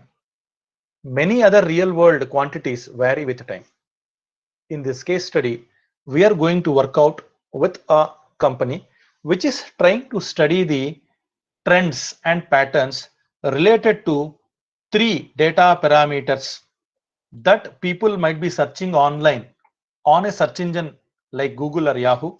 So most of the people nowadays might be searching about terms, phrases like diet, gym, finance. 3 such phrases we are picking up for the project and are trying to study how many people are searching about the term like diet, gym, or finance worldwide over different months. Always remember, for a time series research problem, one of the most important variable that should be associated in your data set is a time variable. It can be date, it can be month, it can be year also. Without having this time parameter variable, you cannot model a research problem as a time series problem. Hope all of you are understanding. The essential prerequisite for modeling a data set as a time series is it must contain a date time parameter. So today in this project, we are going to work ahead, study about a multi-timeline data set where we are studying about 3 different search phrases being searched by people all around the world using a search engine. So I read my data, participants. First, I read my necessary libraries, NumPy, Pandas, and Matplotlib. Seaborn is an advanced visualization in Python. to be experimented. Then we read the location of the data set. It is same like in the previous project. First, I'll read my data set named multi-timeline.csv. It's a comma separated value file. I'll accommodate all my data into an object named df. The head function in Python will show you the top 5 rows which are read from the data set. So let's run it. Now you can see the top 5 rows participants which you are seeing on the screen. So there is some trend being followed. From the top 5 rows participants, observe carefully and tell me, in the 2004 January, month 1 denotes January, month 2 denotes February. Likewise, we have collected the data over a period of 12 months in a year 2004. In January, which of the 3 terms or 3 words do you think was heavily being searched by online researchers? See the head results and type it in the chat. 100 people searched for the diet word online, while 31 online users worldwide searched the word gym, while 48 searched for finance. So the word diet received more searches in January 2004. That's the interpretation. Then in February 2004, which term received more recognition in online search again? It is the diet term. Look at the number of visitors searching it. Likewise, in the first few rows, after observing the first 5 rows from the head function, we can confidently say that the term diet is actually receiving more and more importance every day. Now, my question to you, dear participants, is after noticing this pattern about the diet term, can you develop a model, predictive model, which will help you in your research to predict, will this term diet will also be heavily searched in the coming years 2005, 2006, like that? Is there a possibility? As a human, we are not confident to tell whether the term diet will be searched with great search volumes in the coming years also. But based on the historical data, last year patterns, we can develop a model that follows the search volumes of diet or finance or gym in relation to a time parameter. Such a type of data modeling is called time series modeling. So many of the world's problems in the real world are time dependent. How? A production manufacturing company manufacturing electric bulbs as a lot tries to take a purchase order from a customer or a client company and manufacture several bulbs. In the process of manufacturing, there is no guarantee that all bulbs will be 100% accurate. Don't you think due to environmental challenges or machinery problems, some of the bulbs manufactured will be defective or not? What do you say, participants? Do you think the production lot will be 100% correct, or some part of the manufacturing lot will be defective?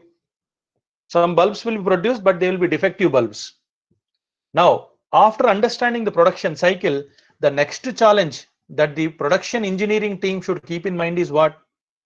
In the next cycle, should they decrease the number of defective bulbs or not? What do you say, participants? Respond with yes or no in the chat. In the next production cycle, should the company reduce the number of defective output bulbs, I am saying, so that their productivity increases, so that their quality increases? What do you say? Right? But how can they manage? A simple illustration is, look back and examine how many defective bulbs were produced in the last production season.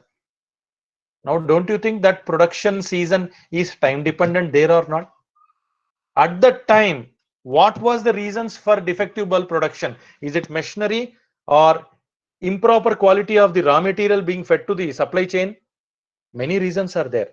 So examine the data parameters, sometimes with the time parameter also, is what I'm stressing in this problem statement. Let's go back and continue. The info command will show the information about the variables in your data set, like month, date, gym. All are integer variables, while month is a object data type. Month is a real world object data item. Python identifies it as object type. From this, I want to pre-process the data. So when I read the data, participants, you see the data has a header row, while there are some rows displayed, while the data has a header and other rows following it. I want to pre-process it as a data frame. So what I do is I'll take a list data structure. In Python, the square brackets denote a list data structure, collection of values, that is month, date, gym. I'll pre-process it and I'll create a data frame like this. So notice it. This is the data frame that we got. Now I will try to add a date time data type to this. Date time is denoted in the month already. And then I will replace the index with the month. Now you see the actual variables which we have to study in the research are date, gym and finance. Over which variable, participants? Month variable. The raw data given to us was of this format. We have pre-processed the raw data into this format. Hence, as a researcher, you must study search volume patterns of 3 different terms over different months.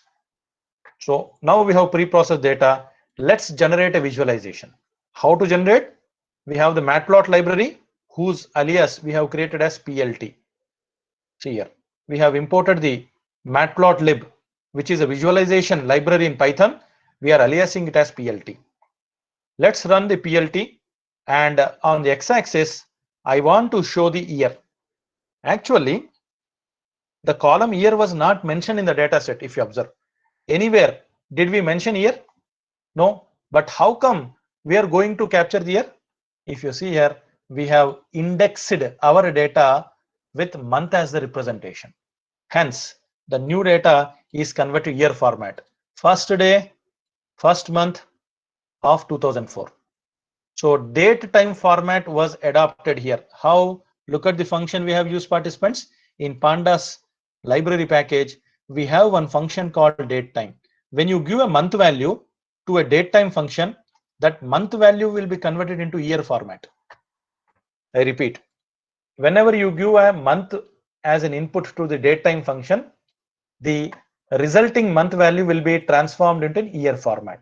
Like that, we have generated years. So when I run this observation plot on x-axis, I'll get a beautiful graph. Participants, see the graph. Blue line, the blue color curve denotes date searches for date variable. Green color curve denotes searches for finance, and the orange color curve denotes searches for gym. Now look at the curve or the line curve and tell me which variable or which term is being heavily searched. Every January of the year, every January, 2005 January, 2006 January, 7 January. Observe each year first month and tell me which term is being heavily searched, participants, from the line curve. Look at the peaks. In 2005 January, there is a peak in blue color. Blue color denotes date.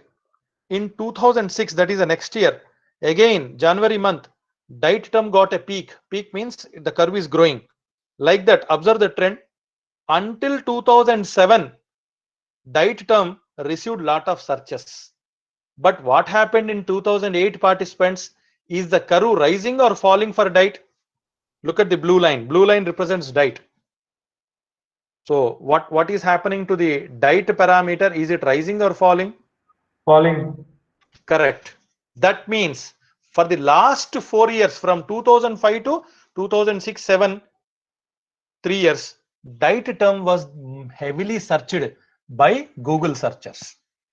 Now you might ask me, what knowledge will I get as researcher from this trend or a pattern? Imagine, participants, you are running an e-commerce website with you. There on the e-commerce website, you want to advertise some products related to diet, related to exercise equipment, gym, or related to some financial loans. After observing this pattern, participants, for the first 3 years, it is a clear interpretation to you which product is receiving more importance in the online market. Observe from 2005 to 2007 and tell which product is on heavy demand search by the online searchers? It is the diet product. With that time pattern, with that knowledge pattern, can you confidently include diet related items in your e-commerce website? Come on, think and answer. Can we include diet related items, sir? Unlike the finance items or the gym items? Very good answer, Dr. Rajesh Tiwari. Good. So time related data analysis also generates a lot of research insights for the researcher. But can you have the same confidence in 2008, 2009, 2010 participants? What happened to the trend for the diet item in 2008, 9 and 10? Did it rise or fall further? Yes, sir. Anybody? Unmute and say. 2008, 2009, 2010. Look at the blue line.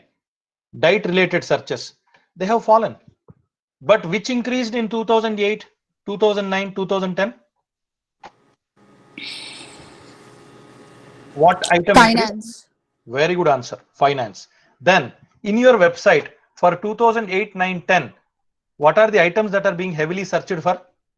Finance. So likewise, you are getting some basic understanding about the search behavior of the items here.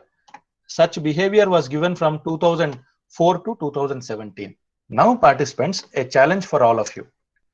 After observing this data pattern for over 10 to 13 years and having enough rich research insight experience, in the 2018, what will be your thought?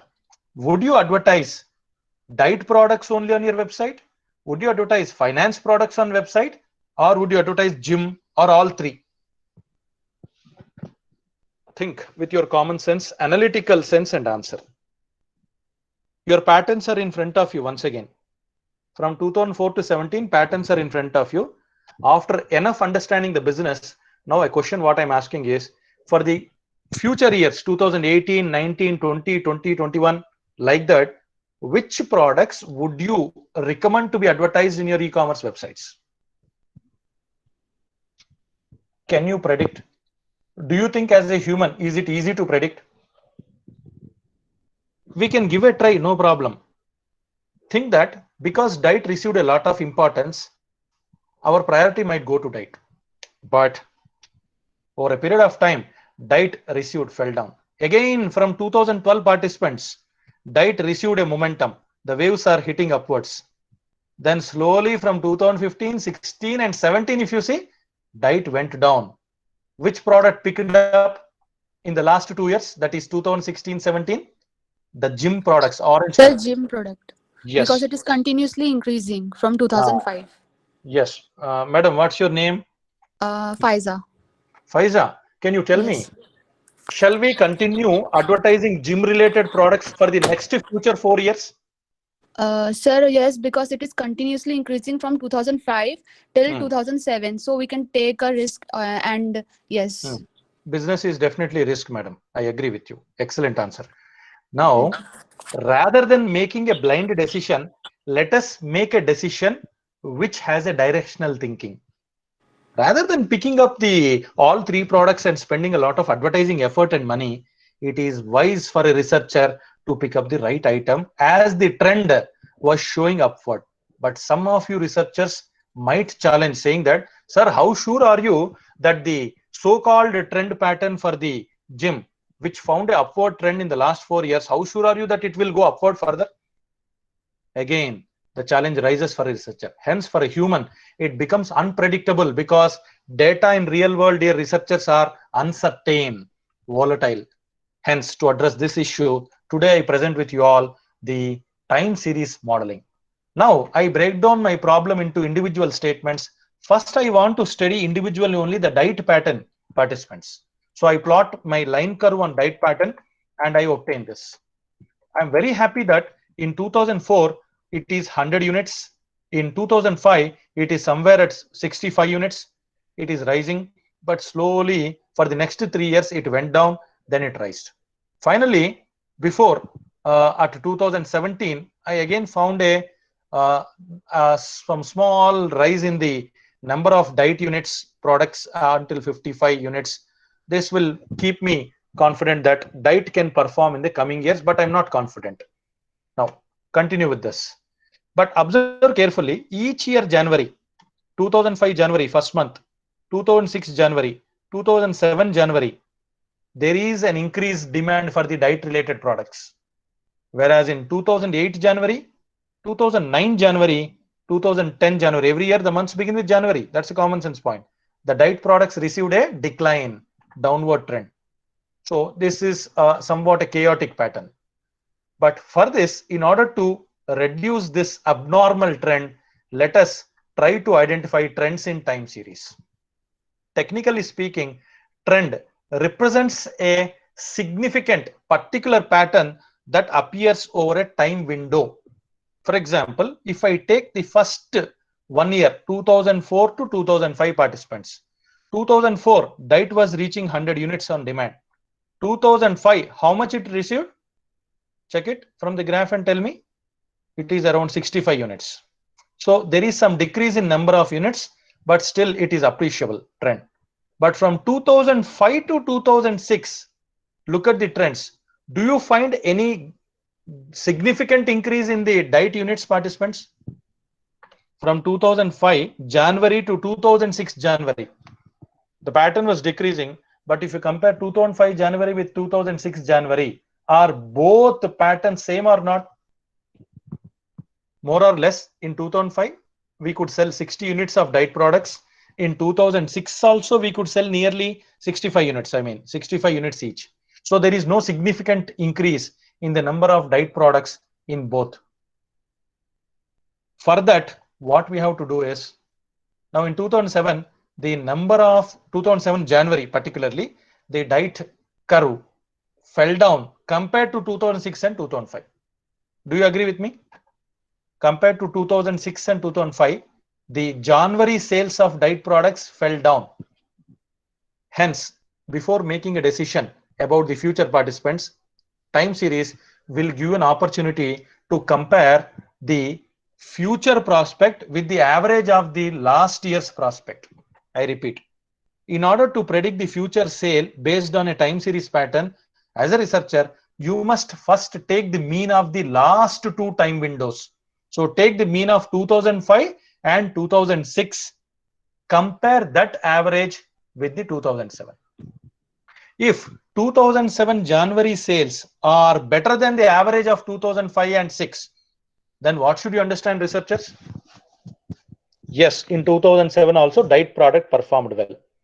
But in 2007 January, if the DEPTT product units sold are less than the average of 2005 and 2006 put together, then what should you understand? That means the rolling average. Technically, statistics calls this as moving average in a time series.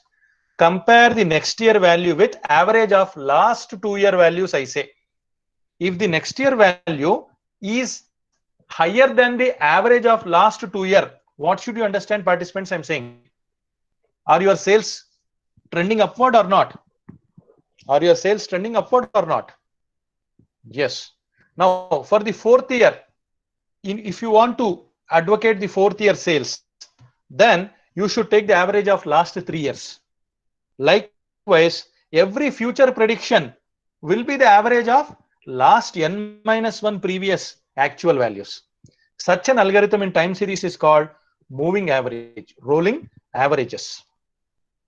So if I build the rolling averages plot here, participants, now you see for the DEPTT, now we have got a trend, perfect trend. Rather than observing this trend, participants, which is irregular, don't you think this trend is somewhat meaningful? What do you say? Now we have created a trend by comparing each next year average sale with, each next year actual sale with average value of last 2 years or last 3 years. Now observe from 2004 to 2005, what is happening to the DEPTT sales, DEPTT product sales, participants? Is it increasing or decreasing? Observe this graph. From 2004, 5, 6, so on, 2007 to 2009, what happened to the DEPTT product sale? Decreasing. But in the raw data, when we represented, what did you find? It was found to be increasing. That's why applying analytics on raw data is essential, participants. If we didn't do the rolling averages and made a decision by observing the raw data, immediately what decision would have done? Let us advertise only diet related products in website. But the real reality is what? Diet related products witnessed a decline from 2004 to 9. When did they started increasing? From 2010 to 2011 and 12 onwards, they started increasing. Hence, this kind of reality insight must be generated using trend analysis. This is called trend analysis in time series. Similarly, likewise, let us calculate the trend rolling average for gym product and let us see the trend. What about the gym product, participants? Now we have created a trend. Observe from 2005 to 2017, what is the trend for the gym related products? You find an increase or a decrease? Obviously, it is an increase, right? It increased from 2005 to 7 and gradually 8. Thereon, it fell down. It remained stationary. Stationary means sometimes no change occurred. Then it witnessed a tremendous increase. But in the raw data, look at the raw data. The gym component was denoted by the orange curve. The gym related product sales were very low in 2004, started booming in 2005, and the curve went up and down. Finally, from 2013, the gym related products received a lot of sales momentum. Now, participants, if I ask you, would you advertise more diet related products on your website or gym exercise related products on your website after observing this trend? What do you say? Look at the trend, sales trends or the search trends, rather to be very specific. So it is obvious that the gym related searches are more in the online. Hence, take the raw data, represent it physically as a line curve, understand the raw linearities, but don't make decisions just by looking at those patterns. Convert that into the real time series by identifying the trends. Normally, when we buy commodities from a supermarket, participants, like rice, sugar, wheat, etc., the prices of those daily products are varying. Take the rice product or sugar. These products, take onions, take potatoes, tomatoes. I think these are the monsters in the vegetable market. They vary their pricing abruptly. Oh, at a particular time, a customer doesn't know which vegetable to buy. They're worried because of the increasing prices. But is that price worthwhile to buy that vegetable? Observe the trend from the last 1 to 2 months. I say time series is one of the most phenomenal exercises that every researcher must also throw light on in order to understand the trend and seasonality patterns in the data. Now, we have observed few trends, but still we might be confused that the curve pattern is not so linear or not so clear. There are rise and fall. In order to cut down this abnormality, what we have to do is we have to remove the seasonality. So together now I am plotting the trends for gym and diet. Now you can see, participants, the diet trend is shown in blue color. The gym trend is shown in orange color. Now from this graph, participants, tell me which of the products are searched heavily by the online users from 2004 to 17 in the time frame window. It is Diet. which products are heavily searched over from 2004 to 17. The curve for the diet was very high at 2004. Look at the peak top position. Slowly from 2004 to 5, the number of searches related to diet was increasing or decreasing? It started decreasing. But at that time in 2005, ladies and gentlemen, what about the search volumes for gym? It was very low. Hence, for your business, 2005, most product searches were related to diet only. But as time proceeded, slowly, the number of searches related to gym was increasing. But that was not great as diet. Diet is still on top, although there is a decline, but the number of searches are very high for a diet when compared to gym. But where did gym products succeed? participants, in which year, from which year, where the From momentum is? Yeah. 2016. That's the interpretation. You have to put it in your research paper. From the time series trend pattern analysis, it is evident that 2016 to 17 time frame window witnessed a significant increase in search volumes for the term gym, whereas at that time window, diet search term started a decline. This is the way to write a contextual phrase to get your paper indexed in an API scored index journal, participants. So let's continue and let's try to see the seasonality patterns. Hope all of you are understanding the essence. Let me know any doubts till here, participants, in this project. Anybody, if you have any doubt, you can put it in the chat, or if you want to put it at the end, no problem. I have a Q&A session from 1 to 1:10 p.m. where I want to take quick questions. Right. Thank you. Now let's go and study the seasonality. In a time series predictive model, apart from trend analysis, yet another phenomenon that we researchers must keep a note is identifying the seasonal patterns. Now, what is this seasonal pattern? Let us see. From a mathematical concept called first order differentiation, second order differentiation, we have a lot to understand. For example, a fuel station is trying to sell the petrol on every odd days at 85 rupees per liter. Odd days means Monday, Wednesday, Friday.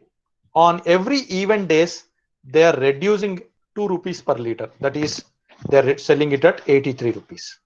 Imagine if this is the pattern in front of you, participants.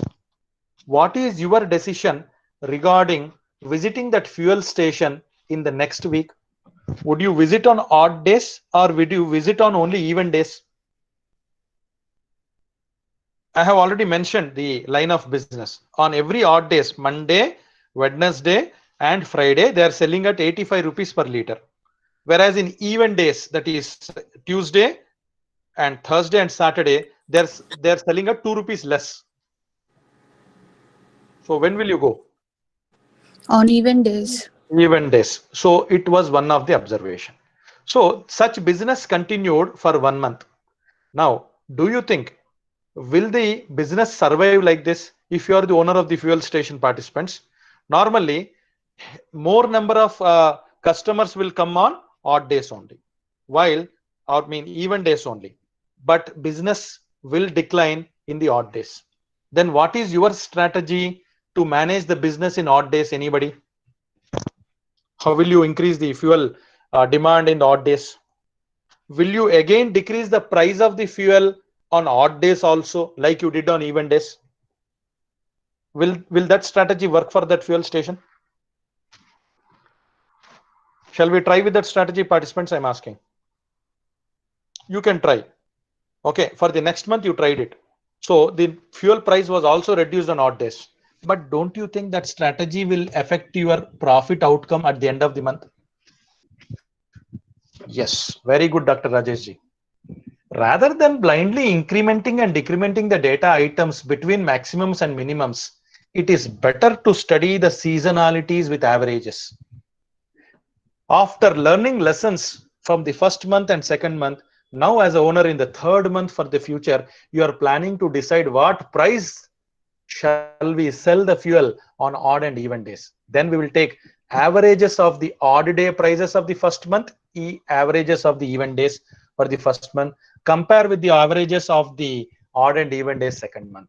Then noticeably you will get an insight, a pattern.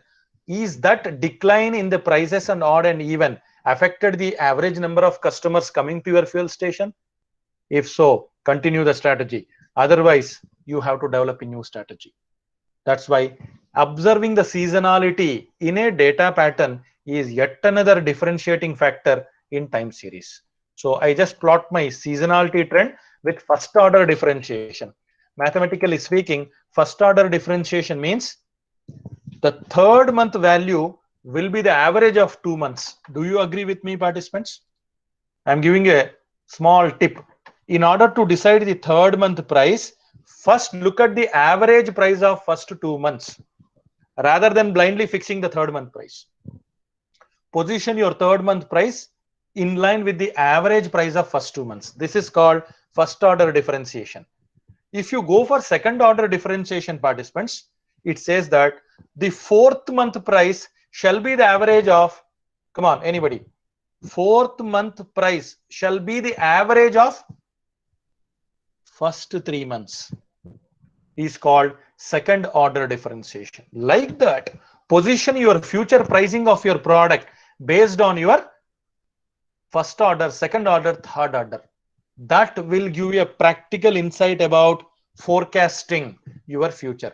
Thus, dear researchers, time series modeling shall be used for practical applications in industry or academic research, where your problem statements are discussing about forecasting, sales forecasting, temperature forecasting, or agricultural yield forecasting, anything, you can model them as time series problem statements.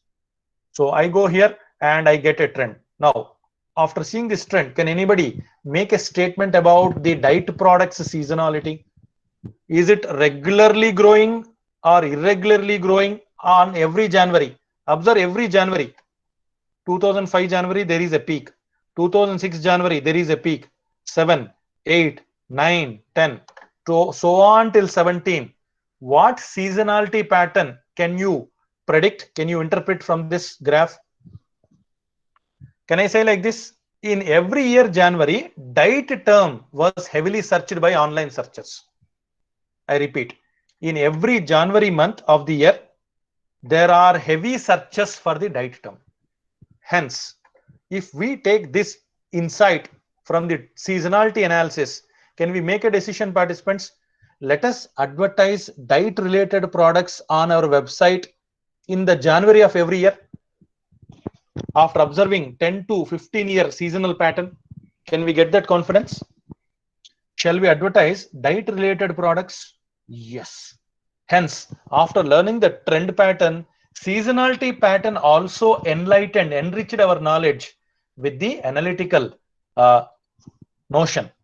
Let me continue with this and finally look at the initial time series. This was the initial time series that I came up with, and let us do a statistical correlation. Statistical correlation determines the strength of association between data items. Now tell me, participants, which two data items are significantly positively correlated? Significantly positive means correlation value should be above 0.5, above plus 0.5. Tell me which two data items are significantly positive correlated. If you don't find any significant positive, at least you tell me which data items are significantly negatively correlated. Significantly negative means above minus 0.5. Above minus 0.5. Do you think any correlation value is there? Between diet and gym, if you see between diet and gym participants, the correlation calculated was minus 0.1. Do you think minus 0.1, is it close to 0 or close to minus 1? Because correlation lies in the scale of minus 1 to plus 1. Most of you might be knowing it. So do you think is it close to minus 1 or close to 0, participants? Minus 0.1. It is close to 0. Means both are weakly negatively correlated. Both data items are weakly negative. Whereas if you see between diet and finance terms, the search patterns are again negatively correlated. We see a minus sign, but it is minus 0.03. Minus 0.03. That means the finance term has very least correlation with diet term. Why I'm saying correlation is, are there any people searching both diet and finance together? That is my point of interest. Individually, we analyzed how much is the search volume for diet, how much is the search volume for gym, how much is the search volume for finance. Are there online searchers who are searching both? I mean to say, are there any online searchers who are searching both diet and gym together, both diet and finance together, both gym and finance together? Like that, any combinations are also being searched. That pattern we are analyzing using correlation analysis. To me, if you all see, gym and finance correlation value is how much, participants? Look from the table. It is minus 0.28. Right? So from this correlation analysis, what we can say, diet and gym are negatively correlated, while all other values are also negative correlated. But which two items are highly negatively correlated? Highly means where the negative correlation is high. If you see gym and finance, the correlation value is minus 0.28. Negative correlation means if one quantity increases, other quantity decreases. If people search for gym more, they will search for finance less. If they search for finance more, they will search for gym less. Hence, quickly we can make out a statement that gym and finance are negative correlated. That means in a month, if gym is highly searched for, finance will be least searched. If finance is highly searched for, gym. So these two are very dangerous searches. Rather, the correlation between diet and finance is also negative but very weak. That means very few people search for diet, more people might search for finance, but that we cannot say confidently. Hence, out of all these three searches, which one do you think might be the best? Now, finally, let us see the trend and seasonality together. And now let us see. Are you observing the peaks, participants? Crests and troughs in a time series, crests and troughs. Diet, gym, finance are now projected with the trend and seasonality together. Now tell me from this combined analysis, which product, which category was being heavily searched in January of every year? Each year, January, which product is being heavily searched? See the combined analysis. Diet. Diet. After diet, which is searched for? After diet. Gym. That's it. Hence, in your e-commerce website, readily, which category of products would you now can advertise confidently? Which category of products among the three? Is it diet, gym, or finance? Which categories can you confidently advertise? Priority for diet products, moderate priority for gym, very few finance related products you can advertise with a risk. Now, with this time series modeling, hope every one of you are very clear about analytical data modeling with a time parameter, which gave us a lot of insights and confidence. Is that clear, participants? Everybody? Right? Now, I am opening the Q&A session in quick time. Any questions are welcome in Keras framework and time series modeling. Floor is open, Dr. Latika, for questions from host or visitors, guests also. I'm here to take questions. Yeah, thank you, Mr. Mohan. It was great. So I have it's not a question, rather just an insight that we discussed on time series problems. So what other time series problems you suggest, which as a project can be given to students also? Very nice question, madam. See, one of the finest application areas of time series can be witnessed in the areas of stock market prediction, which you are going to exercise with in the next lecture with another expert from SmartBridge. But this is a common practice, stock market. But real industrial research applications with time series, what my experience of 2 decades as a data scientist says is, industrial manufacturing units like Bharat Heavy Electricals Limited, Tata Steel, Steel Authority of India Limited, where enormous production challenges are required. Oil and gas industry, where extraction of oil challenges lie, time series modeling applications are very much required. A case study where you can give to students is machines in a production plant, participants, as you all know, undergo wear and tear over a time period. Wear and tear, their lifetime expires.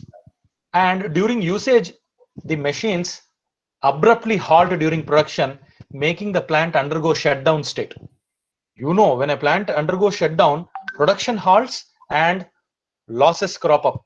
To avoid this, as a researcher and your team of students can visit the plant, collect the data related to machine failures over a time window by the data generated with the IoT sensors fitted on the machines practically in industry, and take the time data, analyze the series, how are the failures occurring in a machine or a group of machines over a time frame.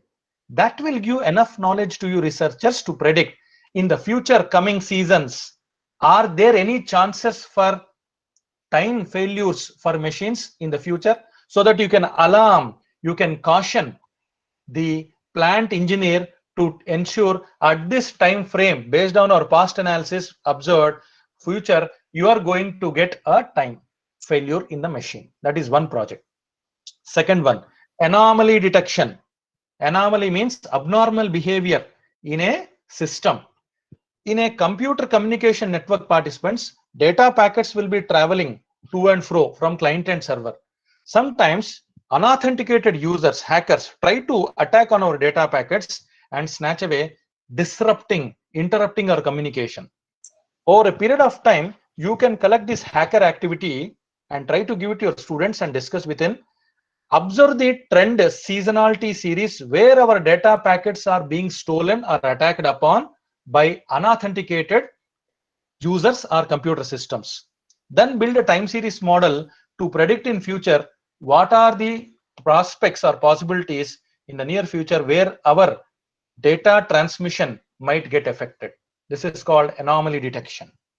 Third use case, participants, on time series, calculating the remaining average useful lifetime of heavy machinery equipment in industries like oil and gas. As you know, digging the crude oil from the earth is a very challenging process, and it is highly risk prone area also in terms of human safety. When companies like HP, Indian Oil approach me personally for consulting, we recommend systems like safety measurement systems with the time series modeling, how to extract the quantity of crude oil and at what depth of the earth core surface this crude is available. So that is yet another interesting research area to explore further. Hope you are clear, dear participant. What are the Yeah. future research? Yeah, thank you, Mr. Mohan. I think the three areas which you just mentioned, all are real-time data capturing examples. So thank you so much. Yeah.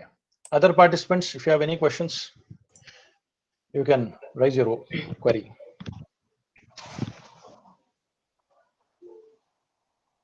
Yeah.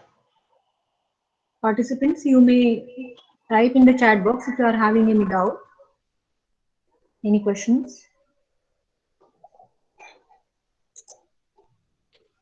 Either you can speak to me by unmuting, or you can put your question in the chat. Hello. Yes, please. Mr. Mohan, whatever example, whatever the applications you have suggested, that is only for the commercial application as far as business is concerned.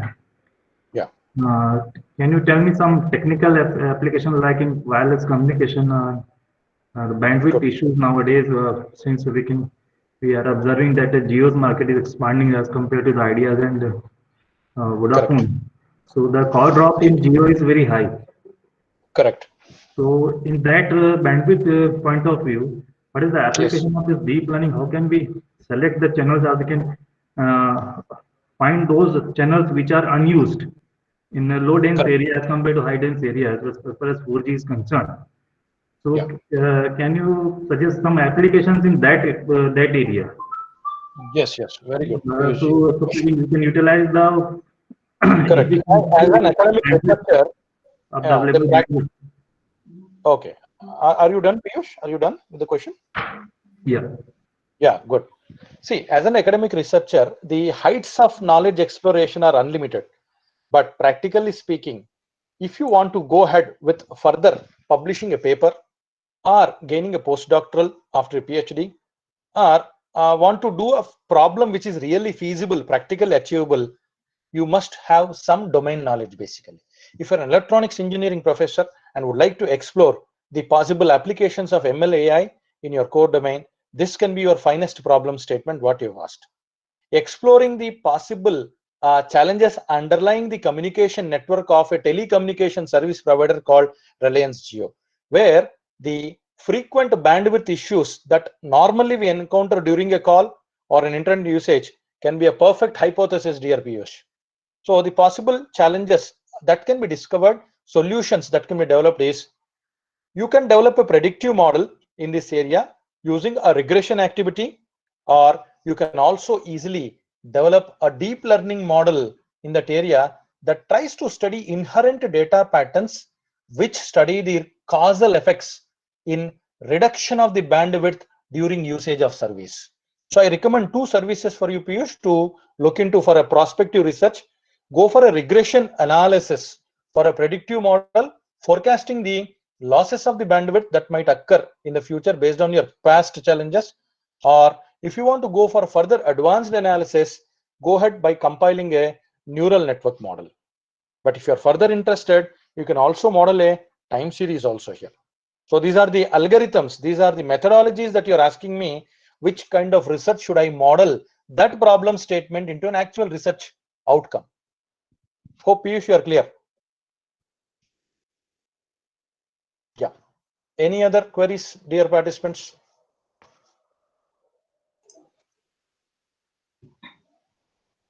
Commonly for any researcher in the world, be it academician or industry expert, only problem is selection of proper tool and algorithm for data under study.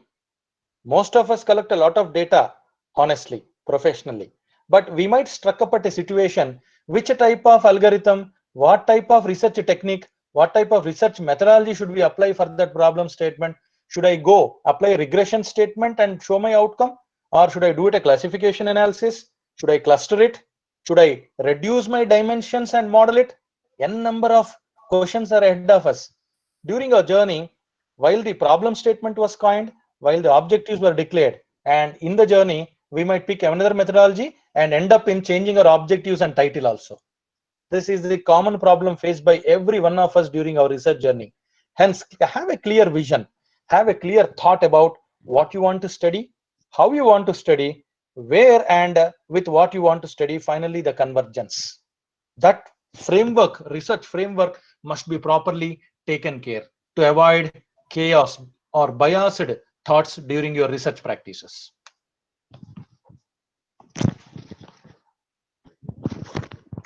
Thank you, Kalyan Kumar. Thank you, Salim. Yeah. Anybody else would like to throw a light, share something?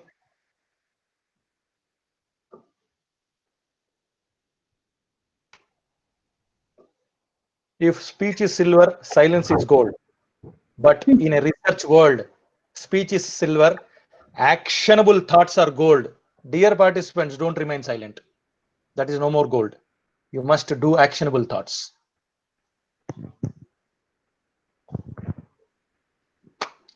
In a knowledge ocean, dear participants, when you're traveling in a knowledge ocean, be like a catamaran. Don't stop. Keep on traveling, I say.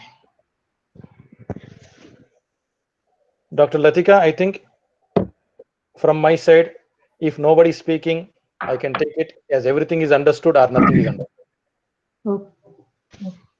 There are two possible outcomes. Either your team has understood everything I said, or your team has understood nothing I said, or they are in the process of understanding something I said. No, sir, as the feedback we can see, it was an excellent session. Okay. That's Right. We'll do a text analytics. Please give that, Madam IT department. Please take that feedbacks, put it in Excel sheet, do text analytics on this session to evaluate this session's quality. Yes, sir. Sure. Apply that data. Sure. Yeah. Sure. Good, good. So if all done for the day, then I am done from my side. The rest is with you. Okay. Thank you very much, Mohan sir, for the wonderful session. It was an excellent session indeed. And sir, if you can just share your mail ID in the chat box so that if anyone wants to contact you in future, like for any problem. Done, madam. I have already shared it. Yes. Now, okay. Participants, this is where I'm available online. Plug in, put on your queries, research thoughts. If you have any innovative research thoughts coming at your own independent institutes, do not hesitate. Bring forward to us. If we will turn it into not only research paper, but prototype and product of the future also.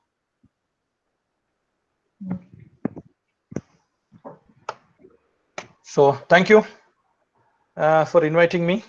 Thank you for bearing me from the last 2 to 2.5 hours continuously with only a short break and still holding the nerves and listening to me. Thank you, doctor. Thank you, team. Thank you, participants, for being interactive in the session. Take care. God bless you all. See you in the future sessions also. Thank you, sir. Thank you very much. Right. Signing off.